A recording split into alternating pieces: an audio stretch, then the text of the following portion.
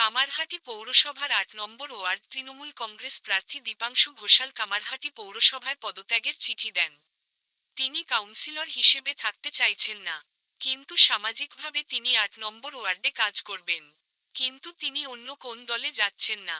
তিনি তার পারিবারিক কারণেই রাজনীতিতে যুক্ত হয়েছিলেন।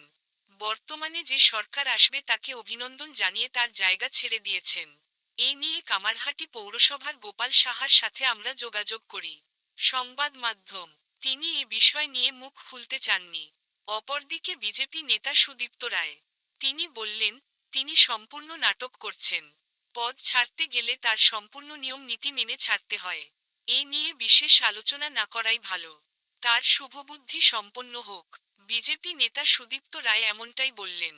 একইভাবে সিপিআইএম নেতা মানস মুখার্জি ৮ নম্বর ওয়ার্ডের কাউন্সিলরের পদত্যাগ নিয়ে একই কথা বললেন।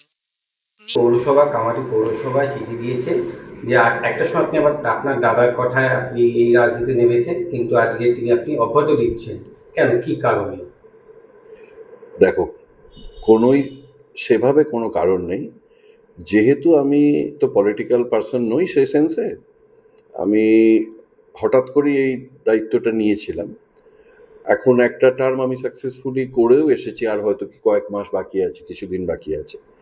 এবার ধরো আমাদের এই পরাজয়ের পরে আমার মনে হয়েছে নৈতিকতার কারণ থেকে যে আমি আমার দিক থেকে আমার স্ট্যান্ড পয়েন্টটা ক্লিয়ার করে দিই যে যদি বর্তমান পৌর প্রধান, ওনার কাছেই আমি পাঠিয়েছি, কারণ ওনাকে আমি খুব রিগার্ড করি, কারণ আমাকে নিয়ে আসার পেছনে ওনার একটা গুরুত্বপূর্ণ ভূমিকা ছিল, যে তোমরা যদি মনে করো তোমাদের কাছে কোনো অল্টারনেট আছে তাহলে আমি আমার রেজিগনেশন দিয়ে রাখলাম, বা ধরো নতুন যারা ক্ষমতায় এসেছে, নতুন সরকার গড়তে চলেছে, তাদের যদি পৌর প্রশাসন নিয়ে নতুন কোনো চিন্তাভাবনা থাকে তো তাদের জন্য আমি আমার স্ট্যান্ড পয়েন্টটা ক্লিয়ার রাখলাম যে আপনাদের যদি মনে হয় কিছু চেঞ্জ ওভার করার, বা তাদের যদি মনে হয় তাহলেও তারা করতে পারে।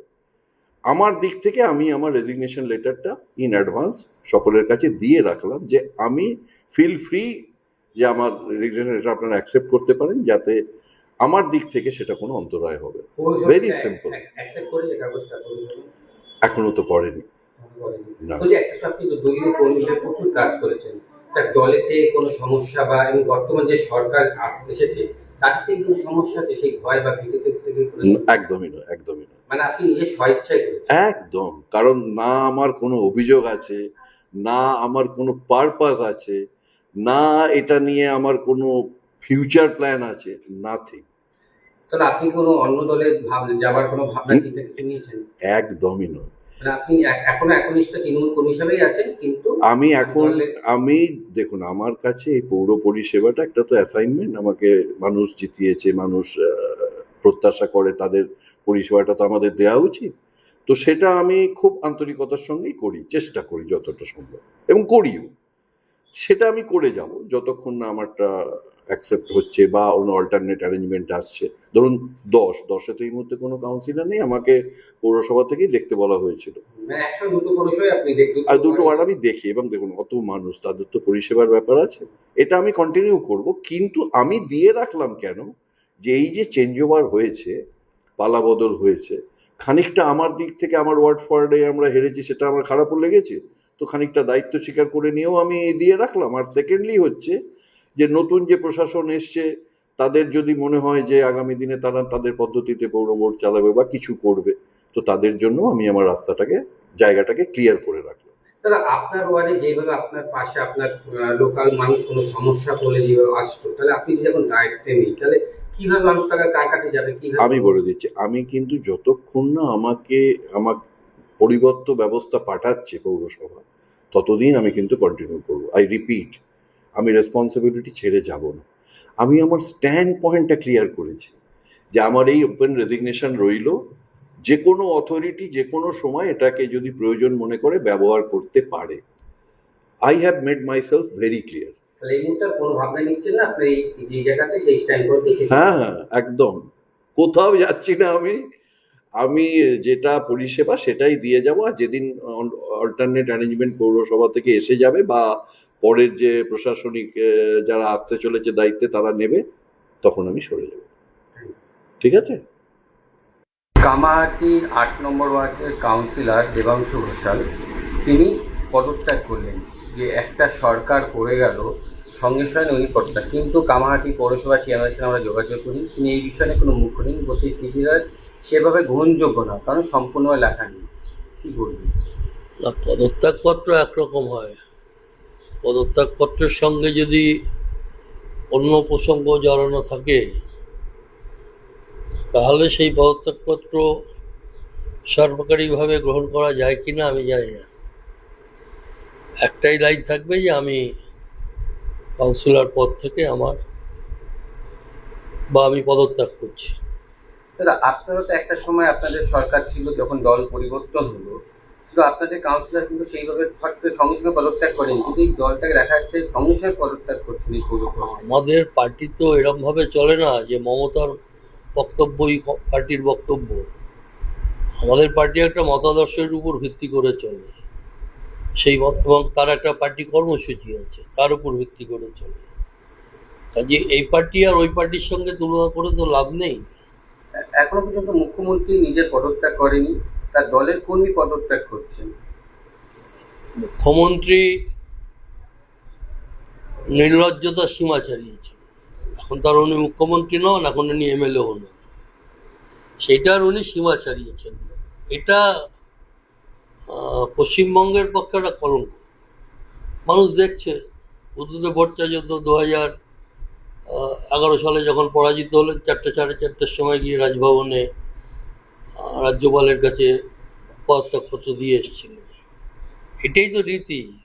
তামিলনাড়ুতে সেখানকার মুখ্যমন্ত্রী, কেরলের মুখ্যমন্ত্রী ভোটের ফলাফল ঘোষণার পরেই তারা পদত্যাগপত্র দিয়ে এসছে। দেবাংশু ঘোষাল তিনি বলছে যে তিনি রাজনীতি নেমেছেন তার কাকার কারণে, পিতার কাকা অসুস্থ ছিলেন, তার তৃণমূল কি তার পারস্পরিক রাজনীতি নিয়ে তার নামিত, তাহলে এই যে পৌরসভা যেগুলো যাদের কাউন্সিলর আছে তারা এখন একটা বিভ্রান্ত হবে। কাকা ছিলেন, কাকা কেন, গোটা ঘোষাল পরিবারটাই চিরদিন হচ্ছে কংগ্রেসের সঙ্গে ছিল।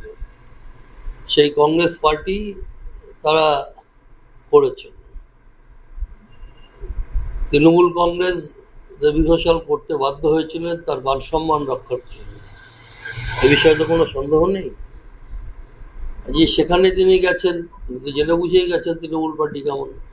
তিনি কিন্তু বলছেন কোনো দলে যাবেন না, আবার তিনি বলছেন আমি কর্মী হিসেবে কাজও করবো, তাহলে কি এটা কি ধরনের ব্যাপার? আমি কর্মী হিসাবে কাজ করব, দলেও যাব না, সেটা কেন উনি বলছেন আমি জানি না। তবে তার নিশ্চয়ই মনে হয়েছে যে তার থাকা উচিত না যে কোনো কারণেই হোক, তাই তিনি পদত্যাগ করেছেন। এটা নিয়ে নতুন করে কিছু বলা উচিত না, কিন্তু উনি তো কাউন্সিলর ছিলেন, যদিও আর 7-8 মাস বাদেই নতুন করে পৌরসভার নির্বাচন হবে। এই 7-8 মাস, কারণ উনি এখন তার নতুন করে কোনো নির্বাচন হবে না। স্বভাবতই তিনি ওখানে এখন কিছু কাজ না করলে, কাউন্সিলর না থাকলে মানুষের যে ডে টু ডে কাজ সেগুলো তো মানুষ পাবে না, দেখভাল করবে।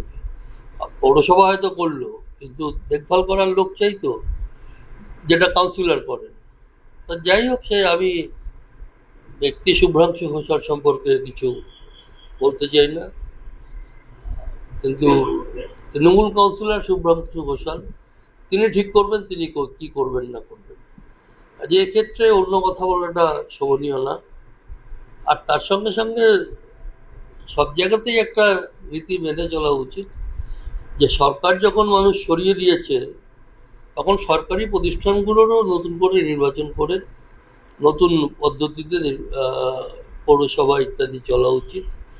কারণ সরকারের সঙ্গে ভালো রিলেশন না থাকলে কোনো পৌরসভা, কোনো কর্পোরেশন বা পঞ্চায়েত এগুলো চলতে পারে। তাহলে আপনার পৌরসভা নির্বাচনে দাবি রাখছেন?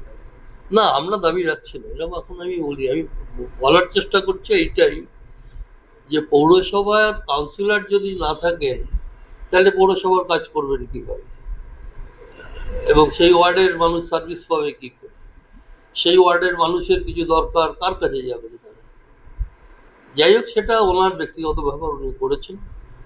তবে যা চলছে এখন এখানে পশ্চিমবঙ্গে, তৃণমূল যেভাবে করছে, যারা তৃণমূল ছিল তারাই দেখছি বিজেপির ঝান্ডা তুলে দিচ্ছে, তারাই দেখছি আহ, তৃণমূলের অফিস, তাতে ঝান্ডা লাগিয়ে দিচ্ছে, অথচ তৃণমূল বিজেপির নেতারা তারা বলছেন এসব আমরা করতে পারবো না। তারা দেখুন যে এই কাউন্টিংয়ের সময়ও যারা বিজেপি করছিল, এই তৃণমূল করছিল, সেই লোকগুলো বিজেপি হয়ে গেল। আমাদের পার্টিতে এটা হয় না। হঠাৎ করে দেখলাম কাউন্টিংয়ের দিনই সব অটো টোটো সব জায়গাতে বিজেপির ঝান্ডা উড়ে গেল। আমরাও তো ৭৭ সরকারে এসেছিলাম, আমরা যখন ওখানে ইউনিয়ন করতে পেরেছি তখনই ইউনিয়ন অফিস আমরা করেছি, বা ইউনিয়নে বিভিন্ন প্রোগ্রামে ঝান্ডা লাগিয়েছি, বিশেষ করে মে দিবসে আমরা ইউনিয়নের থেকে বলেছি, ওরা লাগিয়েছে। এই কালচারটা পশ্চিমবঙ্গে ছিল না, এটা নতুন করে আমদানি করেছে তৃণমূল। সেটা এখন যদি তার ধ্বজা যদি বিজেপি বহন করে, করবে। ভালো চায় এবং তাদের নিজেদের ভালো চায় দুষ্কৃতীরা, তাহলে আমি বলবো যে আপনারা নিজেরা পালান এখান থেকে, অথবা থানায় গিয়ে সারেন্ডার করুন। গেরুয়া আবির মেখে তৎকাল বিজেপি হওয়া যাবে না, এটা আমাদের শীর্ষ নেতৃত্বের নির্দেশ।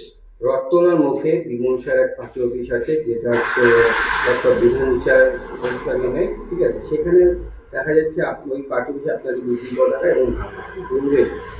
দেখুন, ৪ তারিখে রেজাল্ট হওয়ার পরে সেদিন রাত্রেবেলা কিছু তৃণমূলের ছেলেপেলে যারা সকাল পর্যন্ত জয় বাংলা করছিল, সন্ধ্যার পরে সবুজ ওই গেরুয়া আবির লাগিয়ে নিল।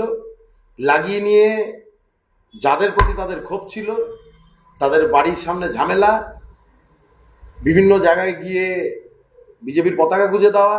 এরা কোনো কালে বিজেপির ছেলে ছিল না, বিজেপির ফ্ল্যাগ নিয়ে ঘুরে বেড়ানো তার বিজেপি হবে না। এরা হঠাৎ করে তৎকাল বিজেপি হয়েছে। মানে এটা কারা? এটা কি এটা দুষ্কৃতি যেগুলো ছিল, যাদের তাণ্ডবের লোক অতিষ্ঠ ছিল মানে এলাকায়। দুষ্কৃতীরা কি আপনারা এখন দলের সেন্টার নিতে চাইছেন? গেরুয়া আবির মেখে যদি কেউ ভাবে শেল্টার হবে, তাহলে ভুল করছে। তাহলে কি আপনার দল থেকে কোনো আমাদের দল থেকে কোনো দুষ্কৃতীকে কোনো নেতা, আমার কিচ্ছু দরকার নেই। আমাদের দলকে জনগণ আশীর্বাদ দিয়েছে, এবং এই অবস্থা থেকে যারা আছে তারা চালাবে, আমাদের বাইরের কোনো লোকের দরকার নেই। আর দুষ্কৃতি মুক্ত কামারহাটি আমাদের চাই, কোনো দুষ্কৃতির কোনো দরকার নেই, কোনো জায়গাও নেই। মানে এটা দুষ্কৃতীদের কাজ, কোনো দপ্তরে সম্পূর্ণ দুষ্কৃতীদের কাজ। আপনারা হ্যাঁ, দুষ্কৃতীদের হুঁশিয়ার দিচ্ছেন তাহলে আপনারা? অবশ্যই। যাতে এই দুষ্কৃতীরা কামারহাটিকে শেষ করেছে। এই দুষ্কৃতীরা যদি ভাবে গেরুয়া আবির মেখে বিজেপি হব, তৎকাল বিজেপি, ভুল করছে। বারবার বলছি ভুল করছে। পুলিশ ব্যবস্থা নেবে, মামলা হবে। তাহলে আইনিভাবে আপনারা ব্যবস্থা করছেন? একদম আইনি ব্যবস্থা, আইনের পথে চলবে, কোনো জায়গা নেই কামারহাটিতে। তাহলে এই মুহূর্তে আপনার বাংলায় শান্তি বানিয়ে নিচ্ছেন তাহলে? শান্তিতে, সবাই শান্তিতে থাকবো। কোনো দুষ্কৃতি, চোর, গুন্ডা, বদমাইশ আমাদের এলাকায় থাকবে না, কোনো রকম বরদাস্ত হবে না। Zero tolerance.